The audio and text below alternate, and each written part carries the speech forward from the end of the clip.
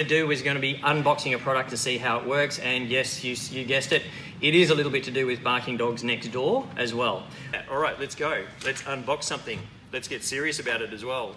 So this is the PetSafe Outdoor Bark Control, and we're going to unbox it professionally. PetSafe really like to make sure that it's really hard to get into their equipment. So I've had a situation before where it's kind of been a little bit tricky. Let's take this one off and put this one on, because we can't be taking safety too unseriously. Can you hear me?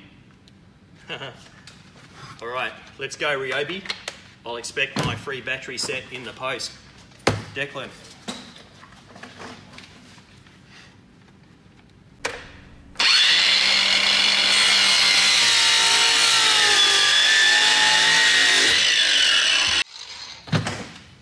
Done and dusted.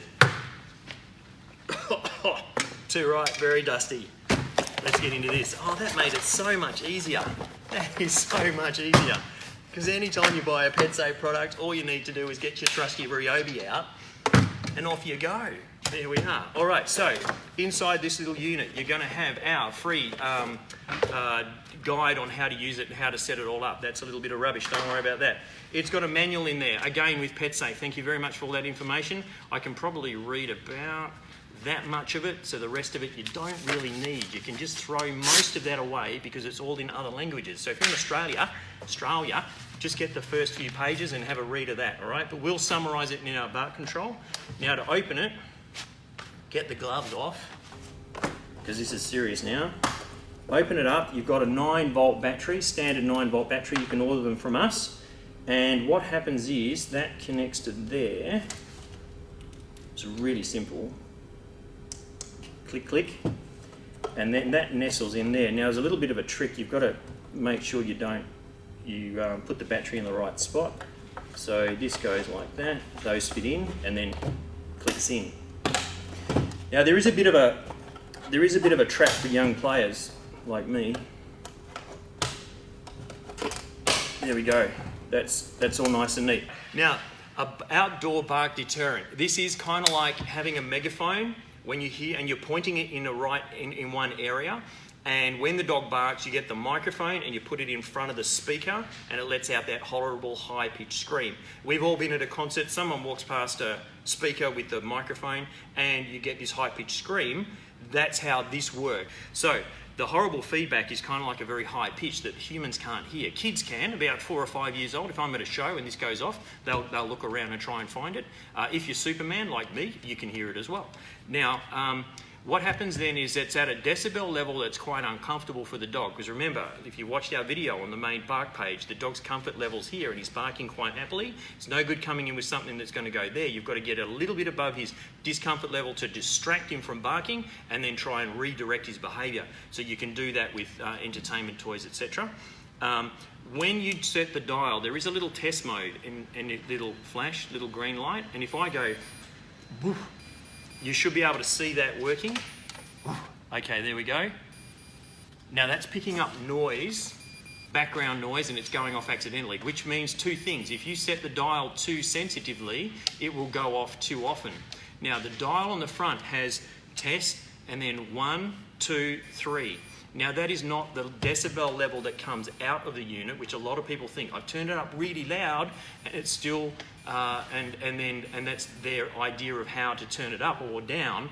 That's the sensitivity of the unit. That's how much noise it will pick up. So as a bit of a rule of thumb, this wouldn't work if you're 3 or 4 houses down. It has to be like next door, clear line of sight, but we'll talk about that in a tick. When you turn it on, you've got the first test mode, and that's letting you know audibly that it's working, and the red light flashes up here somewhere. When you turn it to number 1, it's actually going to 5 meters of sensitivity and listening, so it'll hear noises within 5 meters. If you go to number 2, it'll be 10 meters of listening, and if you go to number 3, it's 50 meters of sensitivity. Now, if that happens, it goes off, it's still going to be the same ultrasonic, but you can control the sensitivity and how often it actually goes off by adjusting the dial. Once you understand that, if you did put it up there and it went off, I'm not sure if that's going to cause any interference, but I'll turn it down. Let's see if that is going off.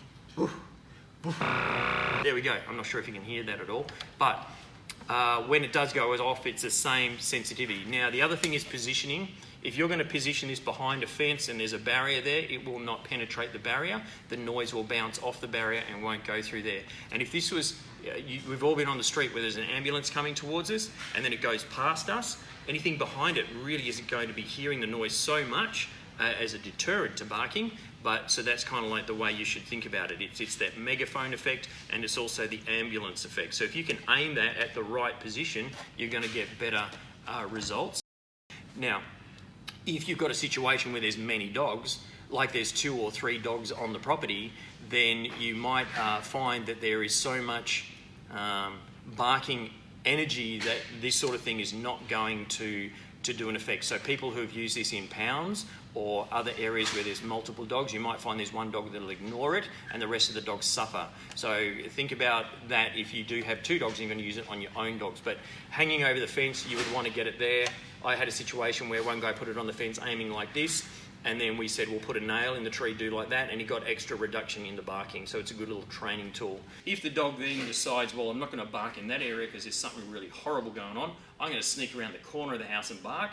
You can also, some people have ended up getting 2, maybe 3, and aiming them in different directions so that they can actually teach the dog not to bark. That's extreme cases, or they might have one dog barking at the back of the fence and they keep this one's at the side house, stop them from barking as well. You kind of get an overall effect because dogs, you're looking for, say, an 70 to 80% reduction in the barking. You're not looking for elimination. Give us a call if you need to. 1300 the dog, 1300 843 364. Cheers from Colin. Bye.